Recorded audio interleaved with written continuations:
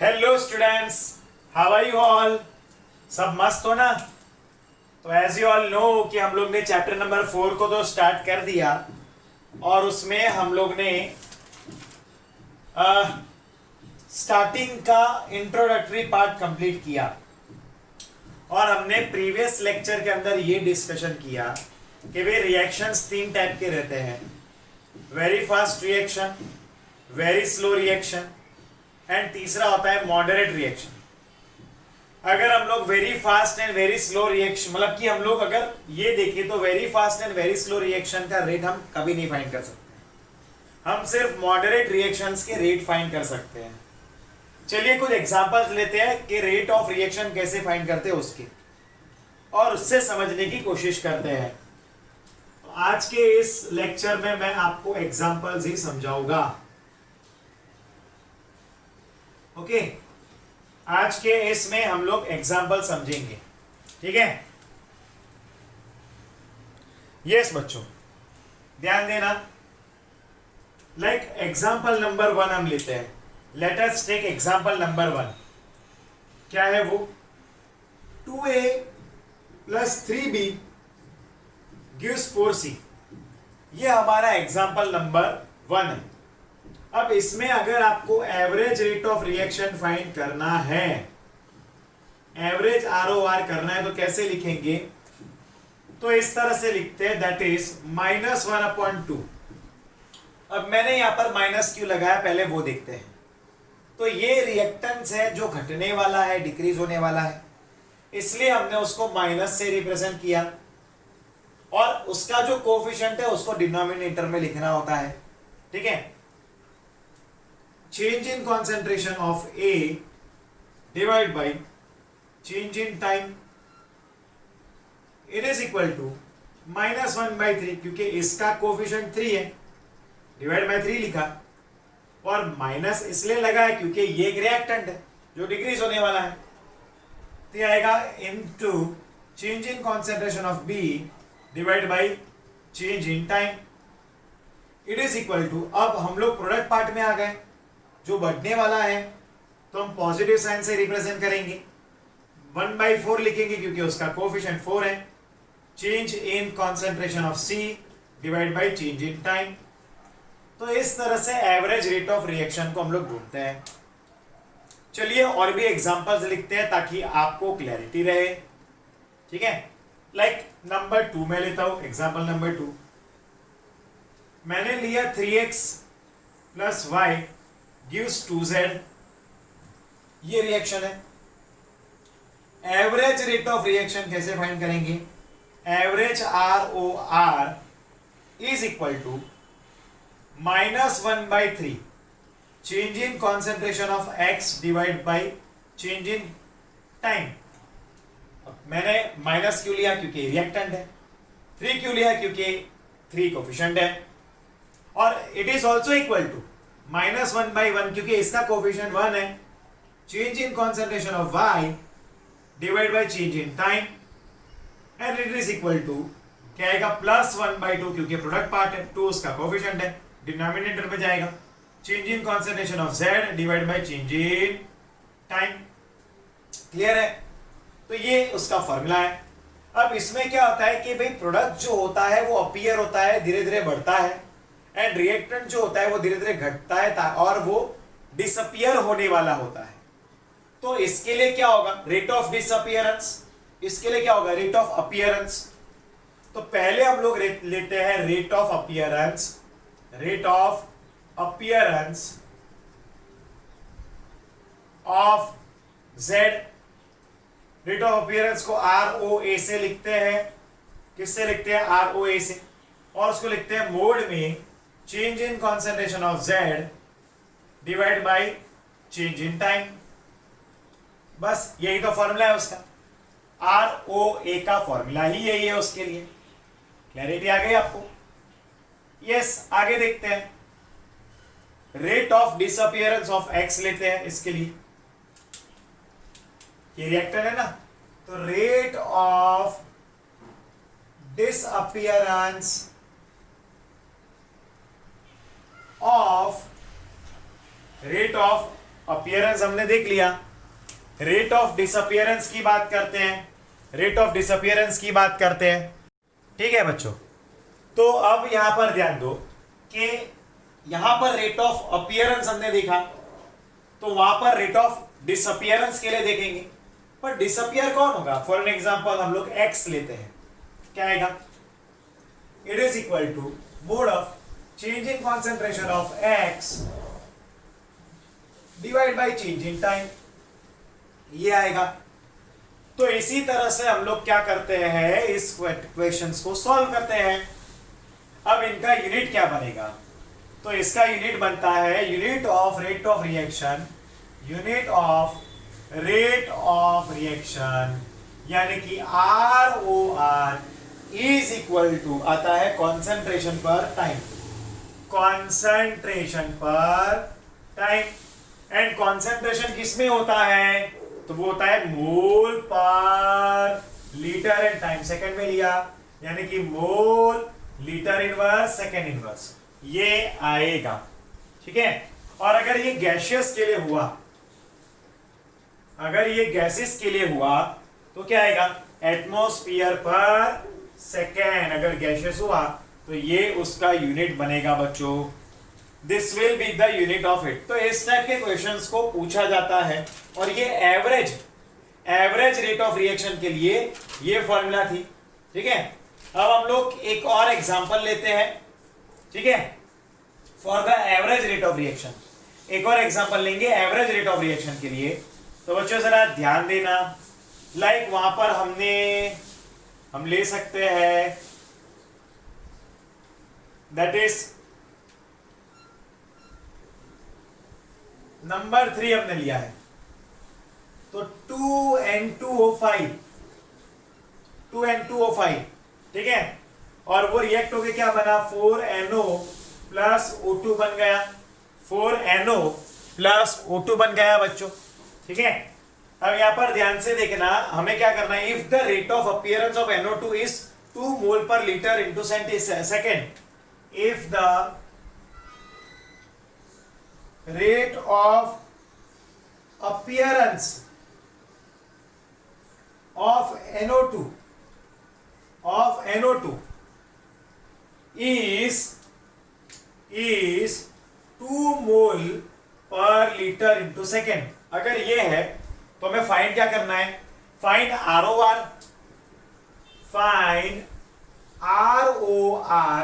And find करना है ROD of N2O5, यानी कि रेट ऑफ डिसअपियरेंस फाइंड करना है N2O5 का, और हमें रेट ऑफ रिएक्शन फाइंड करना है। डेटा हमें दिया है, चलिए रिएक्शन करते हैं। लाइक ROA हमें दिया हुआ है, ROA, और किसका दिया है? ऑफ NO2, क्या होता है? Mod of change in concentration of NO2 divide by change in time, that is equal to 2 mole litre inverse second inverse.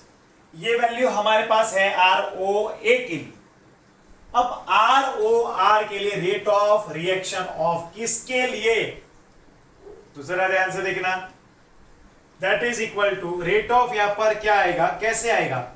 तो रेट ऑफ रिएक्शन जरा ध्यान से देखना, यहां पर बेसिकली यहां पर रेट ऑफ रिएक्शन क्या होगा? ये 1 + 1/4 change in concentration of NO2 divide by change in time, ये फॉर्मूला था। क्लियर है कि नहीं? लेकिन अब याद करिए, इतने पूरे का वैल्यू क्या था? इतने पूरे का वैल्यू 2 के बराबर था। कितना था? 2 था ना, इतने पूरे का, इसका वैल्यू 2 आया, तो आएगा 1/4 इंटू 2, ये कितना आ जाएगा? तो 1/2 मोल पर लीटर इंटू सेकेंड। आगे ROR किसका मिला हमें? तो हमें NO2 का मिला। Same way ROR of N2O5 क्या आएगा? तो -1/2 change in concentration of N2O5 divide by change in time आएगा, चेंज इन टाइम आएगा, सॉरी। क्लियर है? तो वो जो वैल्यू होता है, ROR का वैल्यू हमने ढूंढ लिया, ये जो था ना ROR का, इसका वैल्यू, ये ROR का वैल्यू कितना मिला? वन कितना मिला, तो यहां पर अगर हम देखेंगे तो वो हमें मिला है that is 2। Rate of appearance जितना होगा, खुद से सोचिए, खुद से सोचिए, यस देखते रहना। अब यहां पर रेट ऑफ रिएक्शन क्या आएगा, तो इसके लिए देखो ये क्या होगा, रेट ऑफ डिसअपीयरेंस क्या होगा, दैट इज मोड ऑफ क्या आएगा यहां पर। अब देखो रेट ऑफ रिएक्शन तो ऑब्वियसली 2 था, तो ये कितना आ जाएगा जरा ध्यान से देखना, तो change in concentration of N2O5 divide by change in concentration of time, ठीक है, दैट इज इक्वल टू क्या आएगा 2ROR आ गया, that is equal to 2 into -1/2, यानी कि -1 हमारा आंसर आएगा। और यही बन जाएगा rate of disappearance of N2O5, यही क्या बनेगा rate of disappearance of N2O5। तो यहां पर हमारा average rate of reaction complete होता है। मैं 1 मिनट का टाइम देता हूं, आप इसको रिवाइज कर लो, रीड कर लो, और फिर हम लोग चालू करेंगे इंस्टेंटेनियस रेट। हम क्या स्टार्ट करेंगे, इंस्टेंटेनियस रेट। चलिए एक बार रीड कर लो, चलो जल्दी।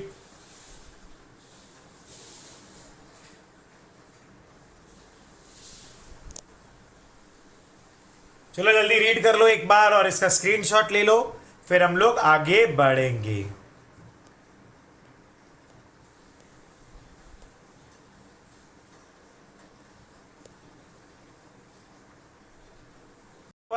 तो स्टूडेंट्स यहां पर हमारा rate of average rate of reaction complete होता है।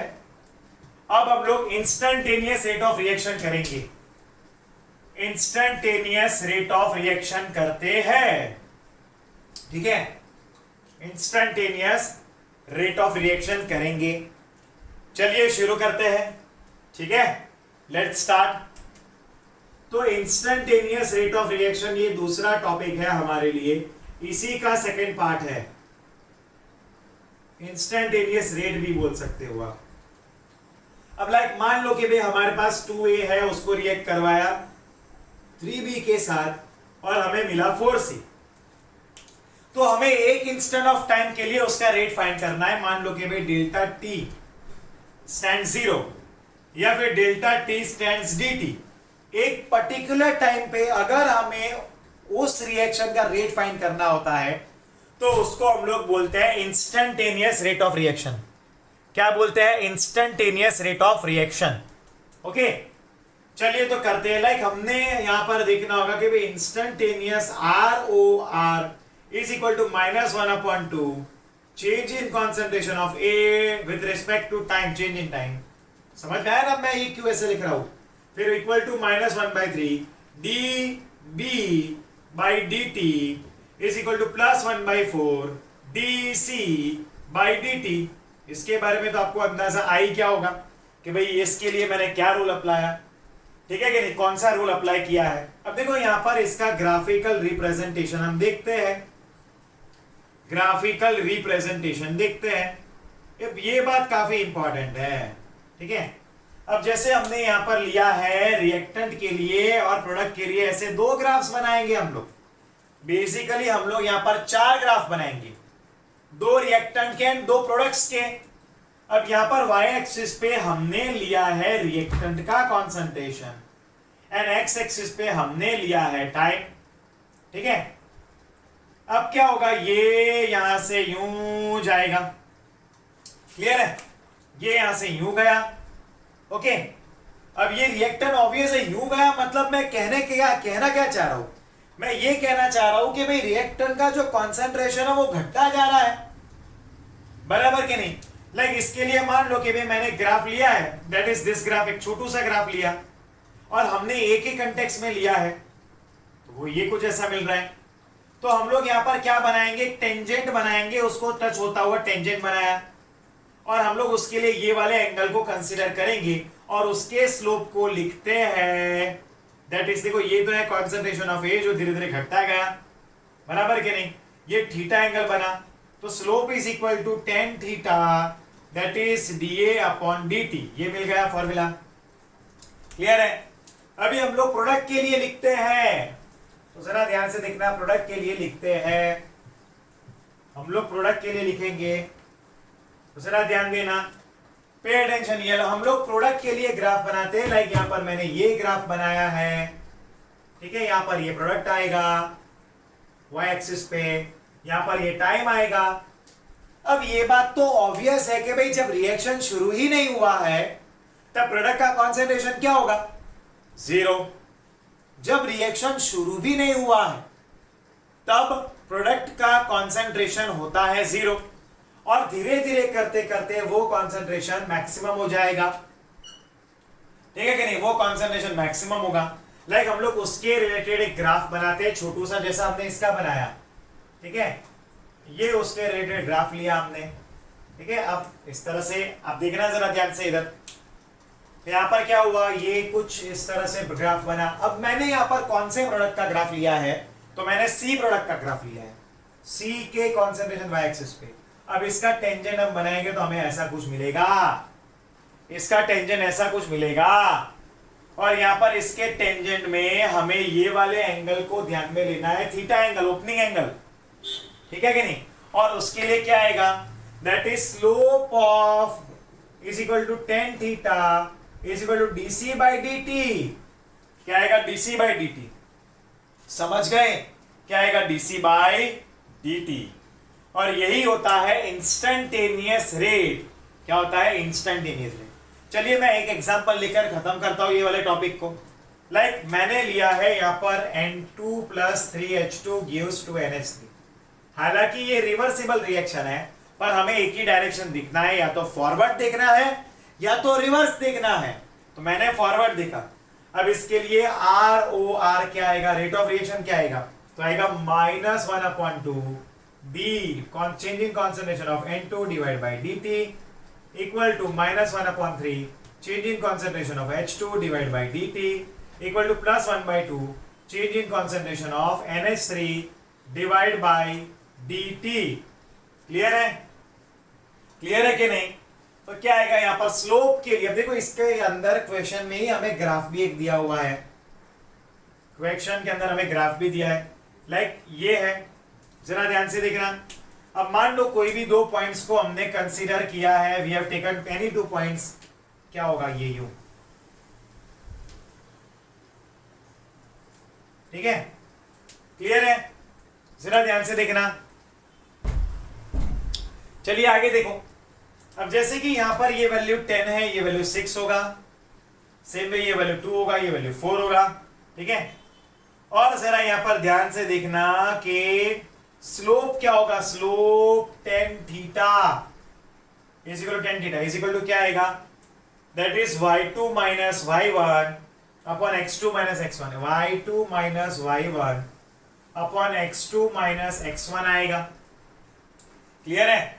अब y2 यानी कि क्या होगा, देखो अब इसको मैंने y1 लिया, इसको y2 लिया, इसको x1 लिया, इसको x2 लिया, वैल्यू को रिप्लेस करो, क्या आएगा 6 माइनस 10 डिवाइड बाई 4 माइनस 2, तो -4/2 इक्वल टू -2 आएगा।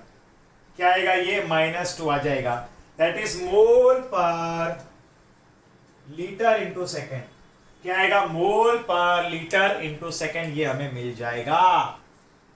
अब मान लो कि भी हमें रेट ऑफ रिएक्शन गिनना है, tan थीटा मिल गया, और हमें फाइंड करना है रेट ऑफ रिएक्शन। तो क्या करेंगे, यहां पर -1/2 किसके लिए लेते हैं, H, तो 1/3 लेते हैं। अगर H2 के लिए लेते हैं, change in concentration of H2 divide by change in time. अब इतने का वैल्यू क्या आया, ये tan थीटा जो है वो इतने का वैल्यू है, तो कितना है -2, तो -1/3 इंटू -2, तो क्या आएगा +2/3 आएगा। क्या आएगा, +2/3, ये हमें वैल्यू मिलेगा। ठीक है, क्लियर है, +2/3 हमें रेट ऑफ रिएक्शन का वैल्यू मिल गया। और यही टाइप के क्वेश्चंस हमें पूछे जाते हैं एग्जाम में। इवन मल्टीपल चॉइस क्वेश्चन यानी कि एमसीक्यू में भी इस प्रकार के क्वेश्चंस को पूछा जाता है। तो यहाँ पर हमारा ये जो टॉपिक है वो कंप्लीट होता है। ठीक है, हमारा ये टॉपिक यहाँ पर कंप्लीट होता है। हमारा average rate and instantaneous rate दोनों कंप्लीट हुआ। अब कल से हम लोग शुरू करेंगे factors on which rate of reaction depend. Factors on which rate of reaction depend, वो हम लोग कल के वीडियो लेक्चर से शुरू करेंगे, और तकरीबन मुझे 2 वीडियो लेक्चर की जरूरत पड़ेगी ये फैक्टर्स को कंप्लीट करवाने में। ओके, तो आई होप कि आप लोग को इसमें जरूर समझ में आया होगा, बट मैं ये चाहता हूं कि आप इसको एक बार रीड कर लो, एक बार इसको समझ लो, ठीक है, और इसका स्क्रीनशॉट लेकर नोट्स भी जरूर बनाओ। ओके, चलो जल्दी।